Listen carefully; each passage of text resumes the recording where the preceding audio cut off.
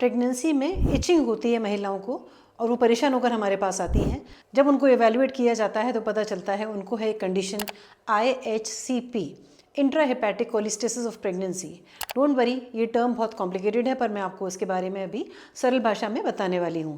मैं हूँ डॉक्टर ज्योति मिश्रा, गायनेकोलॉजिस्ट। आपके फैमिली या फ्रेंड सर्कल में आपने कई बार देखा होगा कि प्रेग्नेंट लेडीज़ को बहुत ज़्यादा इचिंग की शिकायत हो जाती है, खास करके हाथ के पंजे और पैरों के तलवे पर। वो घर में तरह तरह के उपाय करती हैं, पर जब डॉक्टर बताते हैं उनको IHCP है तो वो बहुत घबरा जाती हैं। पहले समझते हैं व्हाट इज़ IHCP। लिवर के अंदर हमारा कोलेस्ट्रॉल मेटाबोलाइज जब होता है तो उसमें से बनते हैं बाइल एसिड्स, जो बहुत ज़रूरी है हमारी बॉडी के फंक्शंस के लिए, खास करके विटामिन के एब्जॉर्प्शन के लिए। प्रेगनेंसी में कई कारणों से बाइल एसिड एक्यूमुलेट हो जाते हैं और वो वॉश आउट नहीं हो पाते, एक्सक्रीट नहीं हो पाते बॉडी से।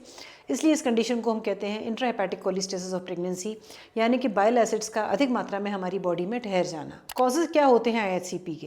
ये कई कारणों से होता है, जबकि 100% कोई डिफाइंड कॉज नहीं है। Most important is genetic cause, क्योंकि ऐसा पाया जाता है कि अगर एक प्रेगनेंसी में लेडी को IHCP हुआ है तो नेक्स्ट प्रेगनेंसी में भी उसकी पॉसिबिलिटी हाई रहती है।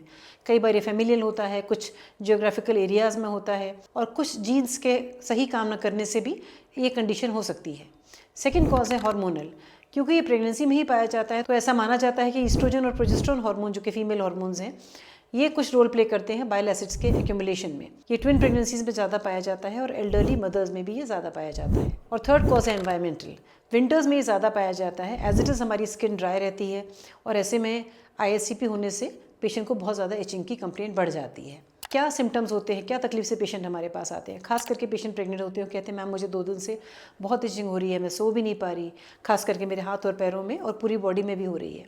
अक्सर ये होता है 3rd ट्राइमेस्टर में, यानी कि तीसरे तिमाही में होता है, पर कभी कभी अर्ली प्रेगनेंसी से भी इसकी स्टार्टिंग हो सकती है, खास करके जब आपको प्रीवियस प्रेगनेंसी में IHCP रहा हो। इससे पेशेंट की स्लीप डिस्टर्ब रहती है, वो अपने दिन में फोकस नहीं कर पाते, खाना पीना ठीक से नहीं कर पाते। ओवरऑल पेशेंट बहुत डिप्रेस्ड रहते हैं और हमसे जल्दी ही इलाज की उम्मीद रखते हैं। कभी कभी पेशेंट्स कहते हैं हमारा बच्चा कम हिल रहा है, और जब हम उनको टेस्ट करते हैं तो हमको पता चलता है कि वो IHCP की बीमारी से पीड़ित है। तो समझते हैं इसका क्या इफेक्ट होता है मदर पे और चाइल्ड पे। मदर पे, as I told you, pruritus, itching all over the body, sleeplessness, feeling low. कई बार मदर का वेट लॉस होने लगता है क्योंकि कई इंपॉर्टेंट विटामिन एब्जॉर्ब नहीं हो पाते, जो कि बाइल एसिड की प्रेजेंस में प्रॉपर तरीके से जब मेटाबोलाइज होता है तब उनका एब्जॉर्प्शन सही से होता है। ये एब्जॉर्प्शन ना हो जाने के कारण विटामिन K की कमी हो जाती है, मदर को ब्लीडिंग टेंडेंसीज हो सकती हैं, उनका जो क्लॉटिंग सिस्टम है वो अफेक्ट हो सकता है। बेबी पे इसके इफेक्ट्स आते हैं, बच्चे का मूवमेंट कम हो सकता है, बच्चे के चांस है कि आप प्री टर्म डिलीवरी या तो डॉक्टर्स कराए या अपने आप प्री टर्म लेबर पेन शुरू हो जाए। बच्चे को मेकोनियम, मतलब कि बच्चा पेट के अंदर ही मोशन पास कर लेता है, स्टूल पास कर लेता है। फीटल डिस्ट्रेस, और मोस्ट इंपॉर्टेंट जो कि बहुत ही फ्राइटनिंग इफेक्ट है, दैट इज स्टिल बर्थ, मतलब बच्चा पेट के अंदर ही खत्म हो गया। ये 4% केसेस में पाया जाता है, but this can be very serious both for the patient और डॉक्टर भी इससे बहुत ही ज़्यादा डिसहार्टन हो जाते हैं। जब आप डॉक्टर के पास जाते हैं, डॉक्टर आपकी हिस्ट्री लेते हैं और आपको एग्जामिन करते हैं। टिपिकल फीचर ये है कि इसमें इचिंग के साथ बहुत ज़्यादा कोई दाने वाने नहीं निकले होते, एक्सेप्ट फॉर स्क्रैचिंग, जो आप कुछ खुजाने से स्क्रैच मार्क्स बना लें, otherwise there is no rash on the body. Jaundice rarely इसके साथ हो सकता है। इसमें फिर डॉक्टर आपको एग्जामिन करके आपके ब्लड टेस्ट कराते हैं, खास करके liver function test and serum bile acids. कभी कभी शक होने पर हम आपके हेपेटाइटिस के टेस्ट भी कराते हैं, और एक होल एब्डोमेन अल्ट्रासाउंड जहाँ पे कि हम लिवर का साइज देखते हैं, वो भी कराना जरूरी हो जाता है। डॉक्टर आपके liver function test, bile acids कराएंगे, कुछ कंडीशंस में, कुछ केसेस में हेपेटाइटिस के टेस्ट और होल एब्डोमेन अल्ट्रासाउंड जहाँ पे कि लिवर का साइज देखा जाता है, वो सब भी कराते हैं। बच्चे की वेलबींग जानने के लिए अल्ट्रासाउंड होगा, देखने के लिए कि बच्चे की ग्रोथ सही से है और उसमें कोई कॉम्प्रोमाइज़ तो नहीं है। आपको डॉक्टर कहेंगे कि आप बच्चे के मूवमेंट्स का काउंट रखें, ध्यान रखें, क्योंकि ये 3rd ट्राइमेस्टर में है, आपकी डिलीवरी डेट भी अक्सर नज़दीक होती है, तो उस समय बच्चे के मूवमेंट्स एज इट इज़ आप काउंट कर रहे हैं। You have to be more vigilant about this. ऐसा क्यों होता है कि बाइल एसिड के एक्यूमुलेट होने से खुजली होती है? बाइल एसिड एक्सक्रीट नहीं हो पाती तो ब्लड में ज़्यादा लेवल में घूमते हैं और सर्कुलेट करते हैं, और अंडर द स्किन आने से इचिंग करते हैं। बच्चे में जो स्टिल बर्थ का जो खतरा है वो इसलिए होता है कि एक्यूमुलेटेड बाइल एसिड बच्चे के हार्ट में एरिथमियाज कुछ खास इफेक्ट डाल सकते हैं, या फिर प्लेसेंटा की वेसल्स में सडन स्पैज्म कर सकते हैं, जिससे कि बच्चे को न्यूट्रिएंट्स और ऑक्सीजन का सप्लाई बंद हो जाए और बच्चे की सडन डेथ हो जाए। इन सबको प्रेडिक्ट कर पाना बहुत मुश्किल है। अब आप सोचेंगे कि डॉक्टर ऐसा क्या करें जिससे कि आपके साथ ऐसा फर्दर एग्रीवेशन ना हो, बच्चा सही सलामत बाहर आए अगर IHCP हो गया है। डॉक्टर आपकी लिवर फंक्शन टेस्ट और बाइल एसिड्स वीकली कराएंगे, बहुत हाई लेवल्स में, आपको बहुत और ज़्यादा बाई वीकली भी करा सकते हैं, हफ्ते में 2 बार।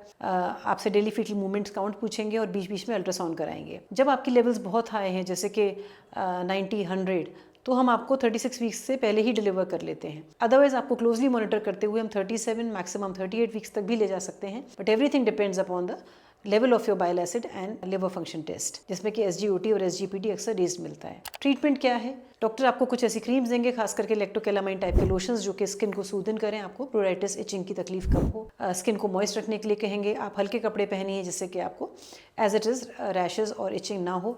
कुछ खास दवाएं हैं, कुछ एंटी एलर्जिक्स भी देते हैं जिससे आपको नींद आए और आपको ये जो हिस्टामिन्स रिलीज होते हैं वो ना हो और आपको अगेन इचिंग का सेंसेशन कम हो। और एक और टैबलेट होती है अर्सोडीऑक्सीकोलिक एसिड, जो कि खास डिज़ाइंड है फॉर ISCP पेशेंट्स। उसको देने से पेशेंट को रिलीफ बहुत जल्दी मिलता है।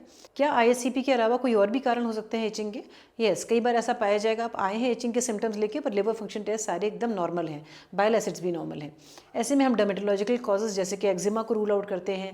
Acute fatty liver of pregnancy एक खास कंडीशन है जहाँ लिवर बहुत रैपिडली उसका फंक्शन खराब होता है, उसको रूल आउट करते हैं। हेपेटाइटिस तरह तरह के हो सकते हैं, जॉन्डिस हो सकती है। इन सभी को रूल आउट करने के बाद आपकी सही डायग्नोसिस बनती है। डिलीवरी का जैसे मैंने कहा, सिजेरियन या नॉर्मल का ऐसा कोई इंडिकेशन नहीं है। अगर बच्चे की हार्ट बीट ठीक है तो आपको डॉक्टर नॉर्मल के लिए भी ट्राई करेंगे, पर समय डिलीवरी का इंपॉर्टेंट है। किसी किसी केस में हमको 36 वीक्स के पहले ही बच्चे को डिलीवर करना पड़ता है। फ्यूचर में आपको क्या ध्यान रखना है? अक्सर 48 आवर्स में आपके सारे लिवर फंक्शन टेस्ट नॉर्मल आ जाते हैं, आपकी इचिंग ठीक हो जाती है। फिर भी हम रिकमेंड करते हैं जब आप नेक्स्ट विजिट में डॉक्टर के पास जाएंगे 4 वीक्स के बाद, तो अपना लिवर फंक्शन टेस्ट और बाइल एसिड ज़रूर कराएं। नेक्स्ट प्रेगनेंसी में प्रिपेयर्ड रहें कि आपको रिकरेंस हो सकती है। अगर आपको डॉक्टर आगे चल के कॉन्ट्रासेप्टिव पिल्स देते हैं तो भी विजिलेंट कि आपको फिर से तो इचिंग नहीं हो रही।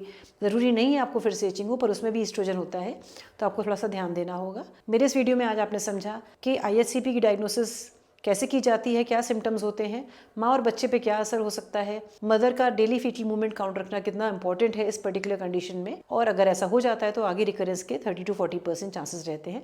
ये आपको समझ के चलना चाहिए। अगर आपको मेरा वीडियो पसंद आया तो please share and like it, and don't forget to add notification bell to my subscribe channel. Thank you.